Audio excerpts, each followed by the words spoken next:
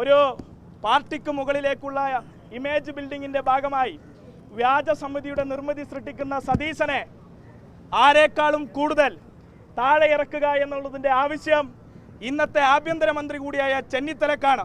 അതുകൊണ്ട് P D സതീശന്റെ സമര ഗേറ്റ് രമേശ് ചെന്നിത്തല പൂട്ടിച്ചു എന്നങ്ങ് എഴുതി കൊടുക്കാൻ നിങ്ങൾ തയ്യാറാകണമെന്ന് ആദ്യം തന്നെ പറയുകയാണ്. അതുകൊണ്ട് തന്നെ ഇന്നലെ യൂണിവേഴ്സിറ്റി കോളേജിൽ അവിടുത്തെ ആസ്ഥാനത്ത് ഞങ്ങൾ തെരഞ്ഞെടുപ്പിൽ മത്സരിച്ചപ്പോൾ ഉജ്ജ്വലമായ വിജയം ഞങ്ങൾ നേടിയെടുത്തു. ആ നേടിയെടുത്ത വിജയം ഈ സമൂഹവുമായി പങ്കുവെക്കുക എന്നുള്ളത് ഞങ്ങളുടെ ഉത്തരവാദിത്തമാണ്.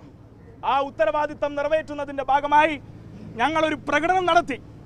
ആ പ്രകടനത്തിലേക്ക് പാളയം ജുമാ മസ്ജിദിന്റെ മുന്നിൽ നിന്ന് പോലീസിന്റെ ഒത്താശയോടുകൂടി ഇവിടെ പുറകിലിരിക്കുന്ന ഡിവൈഎസ്പി ഏമാനോടും ഇവിടുത്തെ ഡെപ്യൂട്ടി കമ്മീഷണറും ഉൾപ്പെടെയുള്ള ആളുകൾ മുന്നിൽ നിൽക്കെ കല്ലേറുകളുടെ ഒരു സരമാരി തന്നെ ഞങ്ങളുടെ ദേഹത്തേക്ക് പെയ്തിറങ്ങിയപ്പോൾ ഞങ്ങൾ പ്രതിരോധിച്ചു.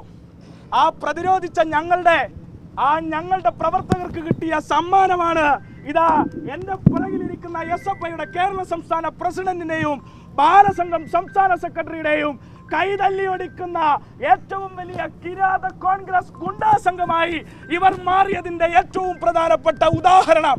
ആർക്കു വേണ്ടിയാണ്? ഞങ്ങൾ എന്ത് തെറ്റാണ് ചെയ്തത്? ഞങ്ങൾ ആരെയാണ് മർദ്ദിച്ചത്? ഞങ്ങൾ ഏത് പൊതുമുതലാണ് നശിപ്പിച്ചത്? ഉത്തരം പറയാൻ ഈ കേരളത്തിലെ പോലീസിന് ഉത്തരവാദിത്വമുണ്ട്. ഞങ്ങൾ എന്ത് ചെയ്തു?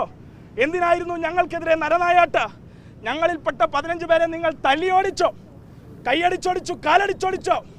ഞങ്ങളുടെ മുതുകത്ത് നിങ്ങൾക്ക് പറ്റാവുന്ന വിധത്തിൽ പ്രഹരശേഷിയോടുകൂടി നിങ്ങൾ ഞങ്ങളുടെ മുഖത്തും പുറത്തും ഒക്കെയും അടിച്ചു പൊളിച്ചോ? അവിടെയും അവസാനിച്ചില്ല നിങ്ങളുടെ ദേഷ്യം. കോൺഗ്രസിന്റെ ഒത്താശയുടെ തുടർച്ചയിൽ നിങ്ങൾ 5 റൗണ്ട് ഗ്രനേഡാണ് ഞങ്ങൾക്കെതിരെ പ്രയോഗിച്ചത്.